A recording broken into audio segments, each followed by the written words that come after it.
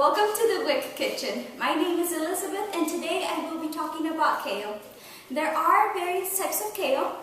For example, here we have some dino kale, which has a rough texture and kind of looks like reptile skin, but don't worry, it's not a reptile, it's a vegetable. We also have Russian red kale, which has a purple-red stem. And there's also another type of kale called curly kale, and that one looks like a romaine leaf lettuce, but it's very curly at the ends. So how is kale healthy for us? Kale is a good source of calcium, iron, vitamin C, vitamin K, and vitamin A.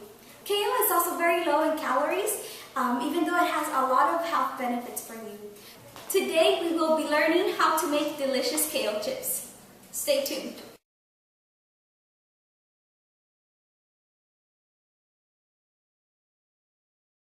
Welcome back. My name is Betty and let's go ahead and start making our kale chips today. So first off, let's begin by making sure that our hands are washed and that the kids' hands are washed if they're going to be helping in the kitchen. Make sure that we have all of our ingredients here ready to go. We'll need some cooking spray or some olive oil to grease our pan or our baking sheet. We'll also need some olive oil, some pepper, some salt, we'll need some lemon, and we'll also be using some kale. To begin, we need to separate the leaf from the center stem. Okay, this is already once the kale has been washed and dried very, very well. It is very important to dry it well because what we want is a crispy chip and not a soggy chip.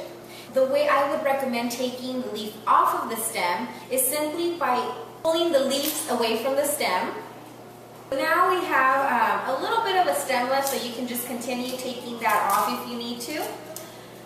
And now we have just the leaves remaining. What we would like for you to do now is just go ahead and tear them. Remember, these are going to shrink a little bit once they're cooking and they're baking in the oven. So, a little bit larger than bite-sized pieces would be wonderful. So kids can definitely help with this step, so just have fun with it and involve them in the kitchen. The first step after they have been torn and they're clean and ready to go is to take some olive oil. For this recipe, you will be needing about a bunch of kale, and for that amount, it's about 1.5 tablespoons of olive oil. So let's get our olive oil going. Okay, perfect.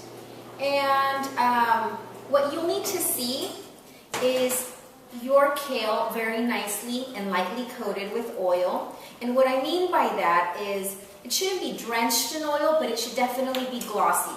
So what you're going to want to do is go ahead and massage the leaves, making sure that you get them nicely coated with some oil. We're going to go ahead and add some lemon today, and we'll need about 1 tablespoon of this lemon. And the great thing about lemon is that because it has vitamin C, it's going to help the iron in these kale leaves be absorbed better into our bodies. So now that I've added the lemon, let's go ahead and add a little bit of seasoning if desired. You can definitely go ahead and bake them like this as well after you massage them a little bit more. So let's go ahead and add some pepper now. And you just need very little. Let's remember that when things bake, the flavors concentrate, and so it's very important to be careful both with salt and pepper. So I'm just going to add maybe about 1/8 teaspoon, or you can do 1/2 and just a tiny little bit of salt, which is about 1/4 or 1/8. So add that in there. Again, it's very important not to over salt them because it will intensify a lot.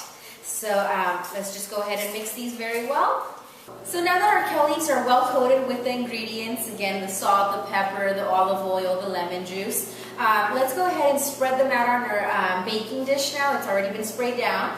And it's very important in this step to just make sure that we're arranging them to where they're not overlapping. They should be fairly spread out just because we don't want them to steam. And if they overlap, they create steam and they won't crisp.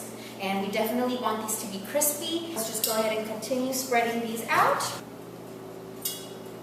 Okay, and now just making sure that they're very nicely out on the sheet. we can go ahead and put them in our preheated oven. So we're going to go ahead and place them in there between 10 to 15 minutes. Just make sure that you keep an eye on them because all ovens are different and we don't want them to burn. What you want to look for is that the chips turn out nice and crispy and remain green. It's very important that they don't brown because the brown will make them taste burnt and bitter very quickly. Now let's put them in the oven for 10 to 15 minutes and I'll see you back then. So now our chips have finished baking and we have them in this nice container. So as you can see, these chips are nice and green, they're crispy. I hope you and your family enjoy them. I know I will. Thank you for watching.